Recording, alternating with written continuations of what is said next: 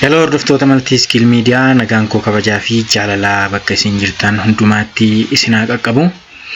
Akkuma beekamu yeroo darbee marsaa darbe keessa break systemii waliin jalqabnee turre. Har'a immoo nuti kan waliin ilaallu components of break system kan jedhu yookiin immoo qaamolee break systemii tokkoon isaaniitiin kan faayidaa isaanii wajjiniin ilaallu ta'a.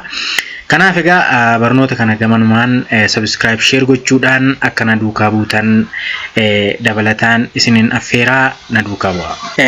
Leenjii keenya itti aanuuni components of break system kan jedhu baranna jechuudha. Components of break system keessatti qaamolee break system yookiin immoo qaamolee fireeniiti jechuudha. Qaamoleen fireenii freen service yookiin immoo konkolaataa keenya yeroo oofnu kan itti gargaaramnu sanadha jechuudha kan nuti as keessatti ilaallu. Asirratti akkuma screenii kanarraa ilaalaa jirtanitti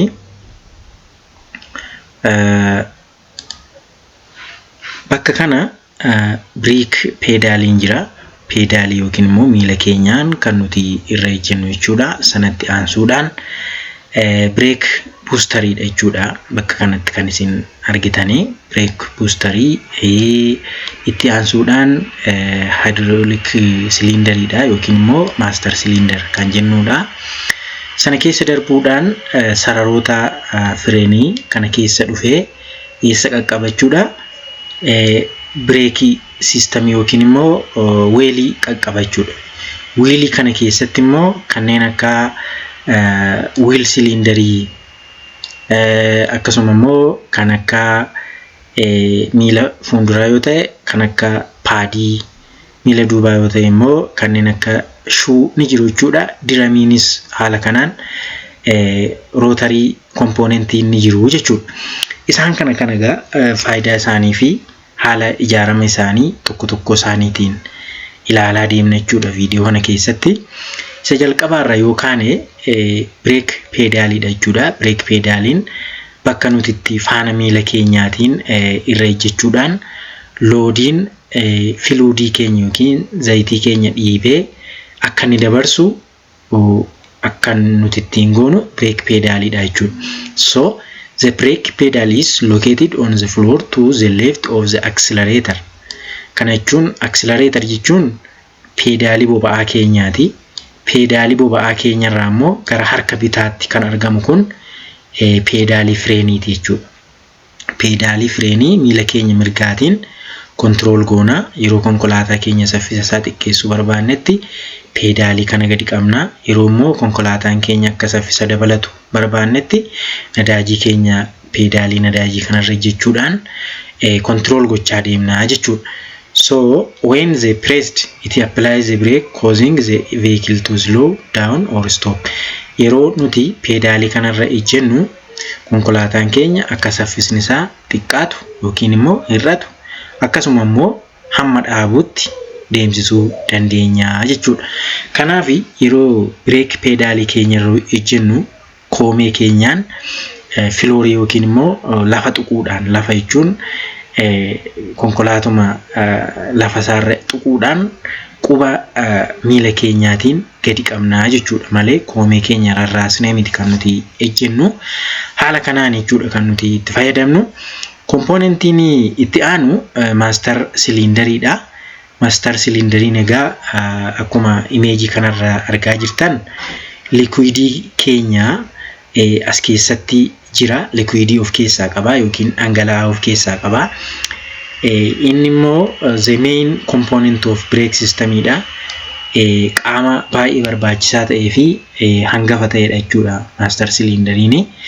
Inni immoo hydraulic system jedhameeti kan inni itti beekamu. Yeroo nuti faana keenyaan brake pedalii keenya dhiibu zayitiin yookiin immoo filuudiin hydraulic cylinderii kana keessa darbuudhaan dhaqee breekii keenya humnatti gochuudhaan akka inni lafa qabatee dhaabbatu godha jechuudha.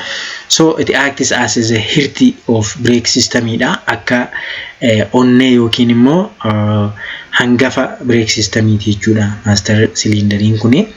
The most common problem that experience is Yeroo baay'ee master cylinderii keenya rakkoon mudatu inni liikiidha jechuudha yookiin immoo zayitiin hir'achuudha. Zayitiin cophee yoo kan hir'atu ta'e dandeettiin qabuu keenyaallee ni hir'ata jechuudha. So this will cause the brake pedal to slow sink. Kanaaf miila keenyaan pedaalirra yeroo hojjennu dafee nuuf hin deemu jechuudha. Sun immoo konkolaataan keenya akka inni dafee bakka silaa nuti yaadnu sanatti akka hin dhaabbanne hir'isaa jechuudha. Asirratti ishiin kun taankariidha. Taankarii filuudii keenyaati. Filuudiin yeroo hir'atetti ishii kana banuudhaan itti naqna jechuudha. Fakkeenyaaf brake paadiin keenya yookiin immoo brake shoon keenya yeroo baay'ee frikshinii irra waan turuuf ni nyaatama. Yeroo inni nyaatamutti zayitiin keenya maal ta'a? Ni hir'ata jechuudha. Master cylinderii keessaa ni hir'ata. Garuu fireenii keenya akka ta'utti qabuudhaaf yeroo hundumaa fireen zayitiin keenya guutuu ta'e eeguu qabna jechuudha. Yeroo yerootti bannee ilaaluudhaan maaksii fi minimum kan jettu jirti. Ishee eeguudhaan bakka maximum jedhu kanarratti yeroo hundumaa full goonee eeguu qabna jechuudha. Kanaaf yeroo yerootti taankarii yookiin riizervarii kana banuudhaan itti naqna jechuudha. Riizervariin kun gaafa hydraulic cylinderii kana keessa zayitiin dhume as keessaa gaditti cophuudhaan akka inni qabaatu godha jechuudha. Egaa asuma irratti akka ilaalaa jirtanii drawingii kanarratti keessa master cylinderii kanarra springii fi piston rodiin jiru. Isaan sun immoo yeroo nuti asirra pedaalii keenyarra ejjennu ringiin kun sun turuudhaan bakka kana banaa taasisa. Yeroo sana immoo filuudiin karaa kana darbuudhaan fireenii keenya duubaa fi fuulduraatti dhaqee akka inni qabu taasisaa jechuudha. Egaa asumarraa konkolaataa keenyarraa akka ilaalaa jirtan master cylinderiin ishii kanadha. Asiin kun immoo riizervariidha yookiin baattuu zayitiiti. Kana duuba immoo buustariin jira jechuudha. Buustariin bifa geengoo ta'ee gurraachi duubarraan jiru kun buustarii jedhama. Buustariin sun immoo pedaalii nuti miila keenyaan irra ejjennu irratti humna gochuudhaan humna akka jabaa ta'e gara master cylinderiitti erguudhaaf jechuudha kan inni tajaajilu. Kanaafi brake filuudiin ni jira. Filuudiin nuti breekii keessatti gargaaramnu amala mataasaa danda'e qaba. Yeroo ho'aattis yeroo qorraattis amala wal fakkaataa qabaachuudhaan kan tajaajiludha jechuudha. So without thickening, utoo hin qal'atiin, utoo hin furdatiin amala wal fakkaataadhaan zayitii turuu danda'udha. Kun immoo Department of Transportationitiin murtaa'ee kan inni biyyaa gara biyyaatti fudhatama argatee ittiin fayyadamnudha jechuudha. Kanaaf brake systemiin egaa maalidha? Specificationii mataasaa qaba. Specificationii mataasaa dandeessan irratti hundaa'uun bitanne fayyadamna jechuudha. Itti aanuudhaan brake lineidha yookiin immoo sararoota breekiiti. Breekonni kun stiilii irraa hojjetamuu danda'u. Akkasuma immoo shiboowwan garaagaraa irraa hojjetamuu, komposaayitii garaagaraa irraallee yeroo ammaa kanatti yeroo isaan hojjetaman ni jiraatu jechuudha. Isaan kun kallattii itti silinderiin master cylinderii keenya keessaa bahee ittiin darbee dhaquudhaan gara wiilii keenya qaqqabudha jechuudha.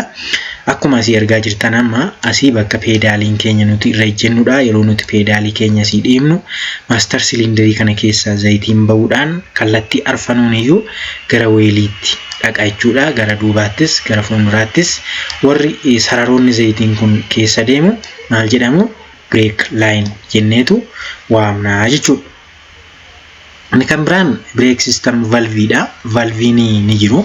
Proportional valviin jira. Proportional valviin kun immoo zayitii master cylinderii keessaa bahee walqixa gommaawwan duubaa lamaanii fi kan fuulduraatiif sheer gochuudhaan baalaansii godhanii haala wal fakkaataadhaan fireeniin keenya akka dhaabbatuuf kan nu tajaajilu brake valveedha. Brake valviin kun egaa pressure differential valve kan jedhamus ni jiraata. Inni kun immoo this valve is usually mounted just below master cylindery, responsible for turning the brake warning light on when it is detects malfunction.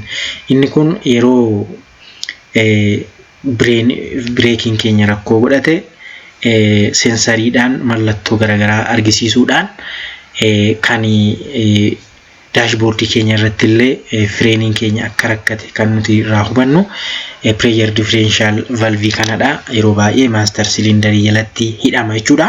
So it measures the pressure from two sections of the master cylinder and compares them. Master cylinder egaa akka dura asirratti ilaalletti partii lama qaba master cylinder primary fi secondary dha. Asiin primary jira akkasuma immoo secondary jira jechuudha. Yoo tokko dide warning argisiisa jechuudha. Valve nuti asitti ilaallu kuni valve differential valve kun warning argisiisuudhaan damne solution akka nuti itti goonu taasisa. Haa ta'u malee haala kanaan amala kana to'achuudhaan nu tajaajila jechuudha. Kan biraan combination valve illee ni jira. Combination valve immoo valve is simply proportional valve and it is pressure differential valve walirratti kan qabudha jechuudha. Valve 1 proportional valve fi pressure differential valve kan walirratti qabaatee tajaajila kan kennudha. Proportional valve balance godhee freenii keenya duubaafis fuulduraafis balance godhee akka isaan miidhaa tokko malee qabuu danda'an kan taasisu. Pressure differential valve immoo primary fi secondary keessa tokko yoo rakkoo godhate gara warning argisiisuudhaan akka isaan wal faana tajaajilan nu taasisa jechuudha. Combination valve kun jara kana lamaan walirratti kan qabudha jechuudha. Inni kan biraan well cylinder dha. Well cylinder kun qaama baay'ee murteessituudha. Weelii yookiin immoo gommaan keenya bakka itti hidhamu keessa irratti habirratti hidhamteeti kan hin argamtu. Well cylinderiin keenya ishee kanadha jechuudha. Qaama kana kunne yookiin immoo fuunee as keessaa gaafa baafne ishee kanadha jechuudha. Well cylinder jennee waamnaani. Well cylinderiin kun immoo keessa ishee gaafa diigne ilaallu kanneen akka dust boost, spring cap, piston, spring, bleed screw warra jedhaman kana of keessatti qabattee jirti jechuudha keessa ishee. Isheen kun maal isinitti fakkaata? Zayitiin master cylinder irraa dhufu ishee kana keessatti kallattii kanaan gadi namuudhaan gara mirgaattis gara bitaattis gara lachuuttu dhiiba jechuudha. Yeroo sana pistoniin kallattii kanaan as ba'uudhaan maal gooti?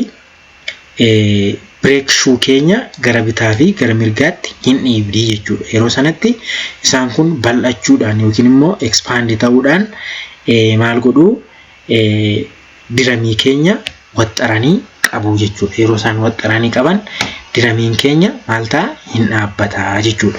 So kanaaf egaa pistanii lama qabaachuudhaan adeemsa kanaan wheel cylinderiin haala kanaan nu fayyaddi jechuudha. Inni kan biraan diram bireekiidha. Diramiin kun konkolaataa keenya duuba irratti baay'inaan kan inni argamu yookiin immoo konkolaattota gurguddoo irratti ni argama. Diramiin gommaa keenya duubaa lamaanii kan inni qabu jechuudha. Diramiin egaa qaama kanadha yookiin immoo qaama wheel cylinderiin keenya itti hidhamudha. Akkasuma immoo braking line keenya illee kan itti hidhamu jechuudha. So brake is a brake that use friction cause. Kanaaf materiaalii frictionii ofirraa ittisuu danda'u ta'uu qaba. Akkasuma immoo brake paadiin keenya yookiin brake shoon keenya alarraanis ta'uu danda'a keessarraanis dhiibee isa yeroo qabutti rotating component kana ni qabee haala kanaan inni immoo gommaan duuba isaatti waan hidhamuuf haala sanaan qabee dhaabataa jechuudha. Brake diramiin gosa qabu gosa garagaraatu jira jechuudha. Akkuma teknooloojiin babal'ataa deemutti inni jalqabaa leading or trailing shoe kan jedhamudha. Leading or trailing shoon maal qaba? Braking shoe lama qaba. Braking shoon kun lamaan karaa jala isaanii fix ta'anii hidhamu. Bakka kanarra maaltu jira inni irraa? Bakka kana cylinder wheel cylinderiin jirti. Wheel cylinderiin sun gara bitaa fi gara mirgaatti dhiibuudhaan expand gootee brake shoon keenya diramii keenya akka qabutti nu tajaajilti jechuudha. So isaan kun leading or shoe drum jedhamni waamamu jechuudha. Asirraa akka argaa jirtan ishiin kun wheel cylinderiidha. Ishiin kun expand gaafa gootu isaan kun brake shoe keenya diramii keenya gara alaarra jiru kana waxxaranii qabu jechuudha. Inni gara alaarra jiru kun rotating machineryidha. Kanaaf diramii brake shoe kun garanatti qaba. Brake shoe kun immoo garanatti yeroo inni qabu waxxaranii qabu jechuudha. Haala kanaan adeemsa kanaan kan isaan qabani. Two leading shoe immoo amalli isaa inni adda godhu wheeling cylinderii lama qabaata jechuudha. Wheel cylinderii lama qabaata. Brake shoe keenyas lamadha. Haa ta'uyyuu malee toora kanaan jechuudha. Brake shoe tokko asii gaafa inni hojii jalqabu asii brake shoe diramii keenya dhiibuu jalqaba. Brake shoe diramii kana dhiibus asiin brake wheel cylinderii keenya dhiibaa rotationii wayiitu uumama jechuudha. Haala kanaan baalaansii wal godhanii humna walii ta'anii maal godhu jechuudha. Freenii keenya yookiin immoo haabii keenya diramii keenya haala sanaan qabu jechuudha. So this system is arranged with two single acting wheel cylinderidha. Single lama qaba jechuudha. Wheel cylinderii lama qaba. Haala kanaan self energize wal godhanii yookiin immoo humna walii ta'aniitu wal deeggaranii diramii keenya qabu jechuudha. Kabiraan duutuu servo drum brake kan jedhamudha. Inni kun immoo do servo drum brake is high energy braking system feature primary shoe, secondary shoe and the starting wheel adjust it. Inni kun braking shoe ni qabaata. Haala kanaan asirratti argaa akka jirtan asiinis braking shoe ni qabaata. Haa ta'uyyuu malee asitti adjustable screw wayii qaba jechuudha. Bakka kanatti jala kanaan screw wayii qaba. Asiin jalqaba braking shoe ishiin jalqabaa kun gaafa ishiin dhiibamtu asii adjusting screw kun maal dhiibdi dhuftee secondary shoe kana dhiibdi. Inni kun secondary shoe kun dheerinni isaa dheeraa waan ta'eef hammaan bal'aa hamma ta'e diramii keenya jabeessee qaba jechuudha. Kun immoo qaama isa sanarra modify ta'ee jirudha jechuudha. Inni kan biraan detailii gaafa laallu diramii braking keenya komponentoota amma nuti gara oliitti ilaalle kana diigamanii gaafa ilaalaman haala kanaan jechuudha. Kan isaan mul'atanii kan akka wheel cylinderii, diramii, brake shoe isaan kun bal'inaan detailii of keessatti kan inni qabatudha jechuudha. Egaan brake diramiin it rotates with the wheel of vehicle and provide braking surface against which is brake lineidha. Brake diramiin keenya rotate godha. Braking linein keenya jabeessee gaafa isa qabudha jechuudha kan inni dhaabatu. Brake shoe expanded inside the drum and so drum must be capable of withstand force applied and brake shoe without distortion. Kanaaf friction resist gochuu danda'a jechuudha. Brake diramiin keenya brake shoe keenya waxxaree gaafa qabutti otoo hin miidhamiin otoo hin nyaatamiin material jabeessee qaburraa jechuudha kan inni hojjetamu. So friction resistance dha kastayranii irraa jechuudha kan inni hojjetamu. Kun egaa components of brake system jechuudha. Isaan kana irraa waan hedduu barattaniitu yaada viidiyoo keenya har'aa kana fakkaata. Waan hordoftaniif guddaa galatooma. Viidiyoo keenya subscribe share gochuudhaan hiriyoota keenya biraan gahaa jennaa. Yeroo gaarii.